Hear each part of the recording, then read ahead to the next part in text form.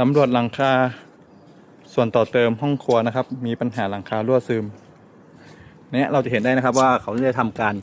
ยิง PU แล้วก็ทาสีทับลงน้ำยาเรียบร้อยหมดเลยทุกรอยประกบทั้งปลายแผ่นรอยประกบทั้งหัวก็ทำการเทปูนไว้อย่างดี แต่ก็ยังมีปัญหาหลังคารั่วซึมครับสาเหตุมาจากอะไรตอนนี้กำลังได้เช็ดอยู่แต่ตอนเนี้ยอย่างแรกก็คือเราจะเห็นได้ว่าองศาไม่เพียงพอนะครับเดี๋ยวจะพาไปดูข้างล่างอีกทีหนึ่งเราได้ทำการฉีดน้ำเทสบริเวณบนหลังคาส่วนต่อเติมนะครับเราจะเห็นได้ว่ามีน้ำหยดลงมาจากปลายแผ่นนะครับเห็นไหมครับมีคราบน้ำข้างบนนะครับจะมีช่างฉีดน้ำอยู่นะครับจะมีจุดที่มีปัญหาอยู่แค่ 2-3 จุดครับที่มีปัญหาน้ำรั่วซึมลงมา